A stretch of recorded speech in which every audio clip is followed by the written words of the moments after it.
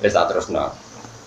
Zalika uta mengkono-mengkono kabeh zalika tabdil itu kese uta mengkono-mengkono pergantian. Barang sing apik-apik tak ganti barang sing negatif soal sing rusak. Iku jazina malas ingsun tu ing kaum Sabak bima sebab perkara kafaru kang lakoni kafir sapa kaum Sabak. Ebi kufrim tegese sebab kekafirane kaum Sabak. Nganti tak rubah penghasilane, tak rubah fasilitasnya itu sebab mereka melakukan kekafiran. Wal jazilan ora males ingsun ilal kafura kecuali wong sing bermental banget kafir. Bilya iklan ya kan. Wahal yujazi ilal kafur wa nunilan nun. Wahal nujazi ilal kafur. Nah yujazi berarti balene. Maka kasrizak semertane kasrizak wa nasbil kafur. Ema yunakis. Tegese ora memurakasai sapa Allah. Mesti ora neliti nganti detail napa? Ora neliti nganti napa? Detail. Sapa ilahu kecuali Allah. Jadi Allah niku sing ngitung detail. Senajan to cara zahir sama, tapi Allah sendiri yang ngitung detail. Misalnya kayak gini loh, rumah tenan, dia jadi sekuler, kalau orang itu dunia akhirat dia jadi orang sekuler liberal. Nah contoh kelakuan nomus rapati bener lah. Sementing mau jadi orang liberal sekuler. Misalnya begini loh, Yunakis itu. Sekarang pahlawan Indonesia itu mati enggak ketika ngelawan penjajah? Mati kan? Mati. Tapi ini mati ini disebut patriotik, misalnya mati patriotik, mati pahlawan. Sama orang Islam yang perang dengan orang kafir ya mati, disebut mati apa? Syahid. Tapi yang matinya penjajah Indonesia disebut mati pecundang, atau orang kafir yang melawan Islam disebut mati sangit atau mati gak terhormat. Padahal akibatnya sama-sama mati. Mungkin sebagian orang soleh juga kena likuifaksi, mungkin sebagian orang soleh juga kena longsor.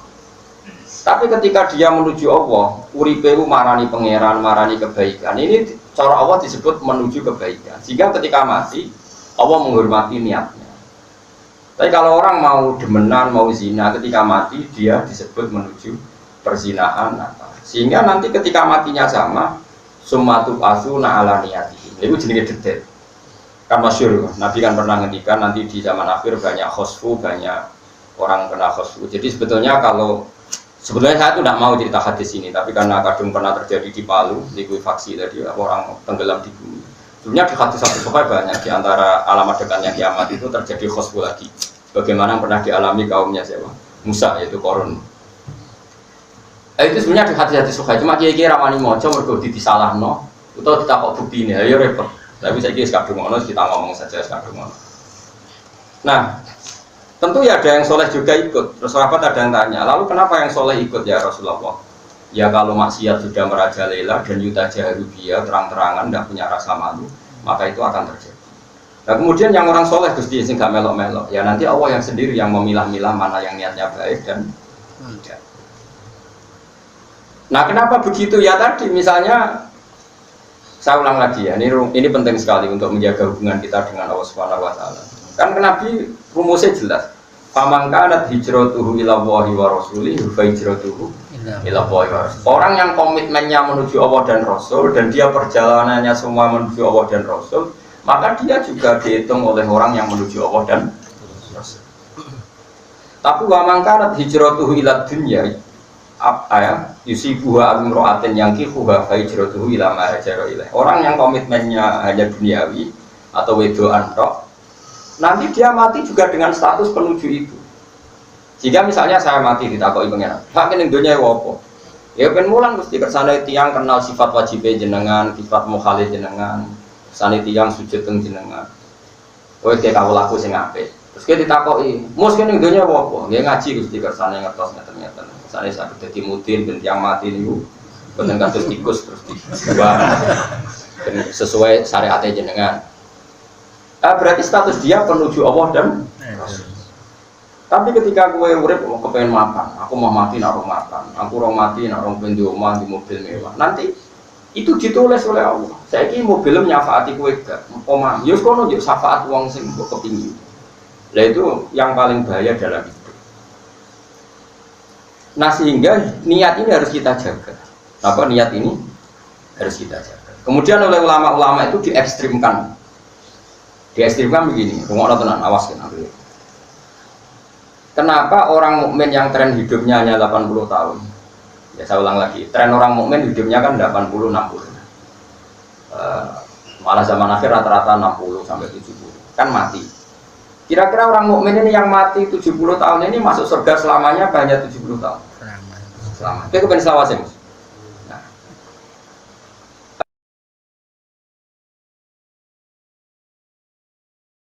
Ada perdebatan ahli sunnah dan Mu'tazilah yang sampai orang Mu'tazilah tobat itu gara-gara perdebatan ini. Orang Mu'tazilah itu berkeyakinan masuk surga itu karena amalnya orang. Orang ahli sunnah berpendapat karena fadlnya Allah dan karena niat. Lalu orang Mu'tazilah didebat, kalau ada orang masuk surga karena apa? Karena amalnya dia baik. Lalu Allah tanya, ada orang nggak pernah maksiat, taat terus ditanya sama Allah, "Jom kowe ning swargaku." Ya Allah matur nuwun, lakal hamdu. Tapi 70 tahun nggak tahu. Kok bisa Gusti? Anda kan engkau janji kalau surga itu samane lawas. Lah kowe yakin swarga iku mau sesuai amalem, ngamalem ning donya mau 70 tahun iku ora genep saleh terus. Ya wis swargamu 70 tahun. Sesuai keyakinan nak swarga mergo amalem. Fair. Nangis deh. Nah malam itu 70 tahun ya wis wargamu 70 tahun. Sing ra iso entek iku fadlku, nak fadlku rahmatku ganten. Nah malam entek, tak sahur 70 tahun kelar. Nangis. Gemur Gusti krana fadhole jenengan. Gak wis kliwat neraka. Nah, kemudian dianalisis oleh ulama ahli sunnah karena tadi masyhur itu dungane wali-wali ilahi anta ta'lamu wa illam tadumit ta'atu minni fi'lan jasman faqad damat mahabbatan wa asma. Ini masyhur dungane wali-wali. Ya Allah, engkau tahu bahwa taat saya ini ya tidak selalu konsisten, tapi engkau tahu bahwa komitmen saya meskipun nggak kesampaian ingin selalu taat. Sehingga meskipun amal kita itu hanya 70 tahun, tapi niat kita, andai kan kita hidup selamanya lama juga kita akan iman terus. Karena niat kita akan iman terus, maka diganjar swarga selawase. Wong sing tukang kafir, umpama urip selawase amen demenan terus, amen maksiat terus. Ora tau ditegur pengira. Karena niate maksiat itu terus, lala dene mati ning nggon maksiat dan dia pikirannya nanti kesempatan yang akan maksiat terus, maka dia disiksa juga neraka. Nah, makanya ini terus jawa kanjeng Nabi, kalau ada orang soleh ikut kena likuifaksi, kena fosfu, atau kena gempa, atau kena longsor, Allah tetap detail niatnya. Yang maksiat dihitung karena adab, yang taat dihitung sebagai syahid.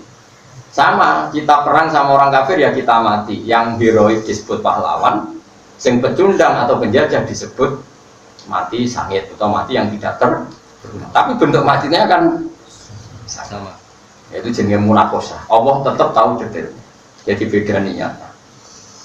Nah, kenapa Allah menghormati niat? Jawabannya itu gampang. Ini rumah tenan.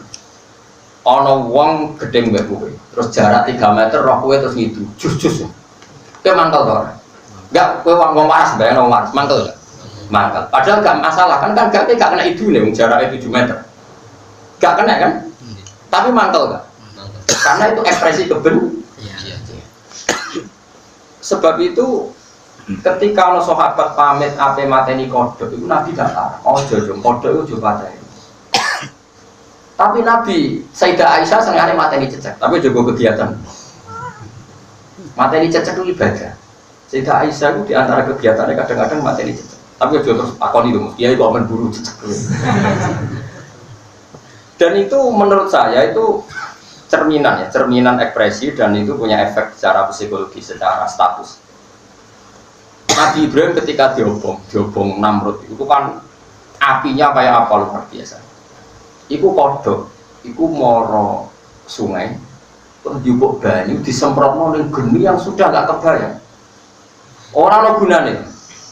Tapi pangeran regani iku, piye-piye perilakunya kodok itu nyenengno. Dia punya komitmen untuk ikut bantu memadamkan. Senajan itu ya mungkin kasih. Lah cecek teko melok nyebur. Jadi kurang ajar cecek. Sampai saya kira dia akhlak ning dhuwur. Mangkel ta. Padahal nyebuline cecek ya ora nambahi api gede. Semprotane kodok ya ora marahi mati. Tapi tetap cara psikologi, cara status sing ngububi keceluk pembenci. Paham ya? Sing kodok keceluk pecinta.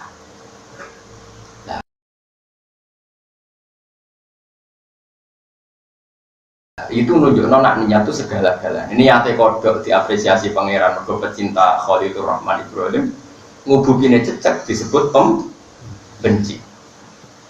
Nah, kita dalam hidup ya seperti itu. Kue ngaji ini tetap dihitung senang Allah dan Rasul.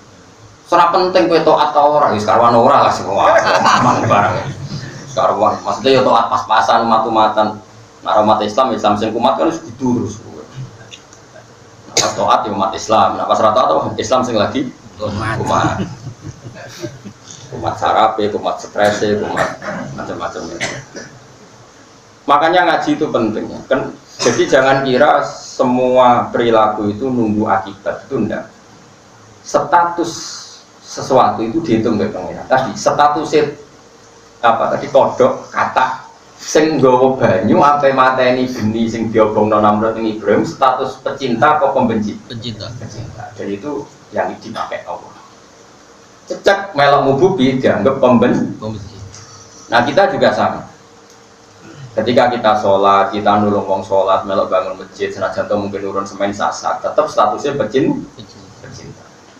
Tapi saat kowe sholat terus ora mari suge, tetap statusnya pembenci.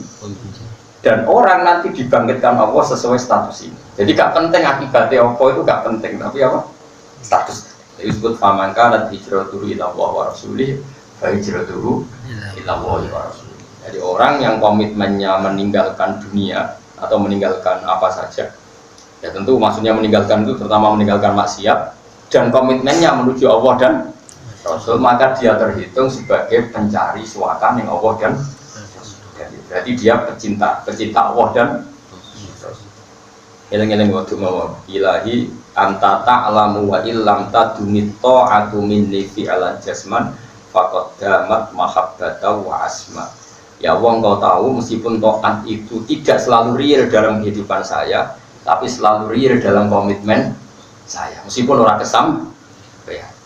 Kayak wong rabi kan kepinginnya kabeh mawaddah warahmah. Nyatane ya pegatan ya tukaran. Ini pengiran sing regani niat.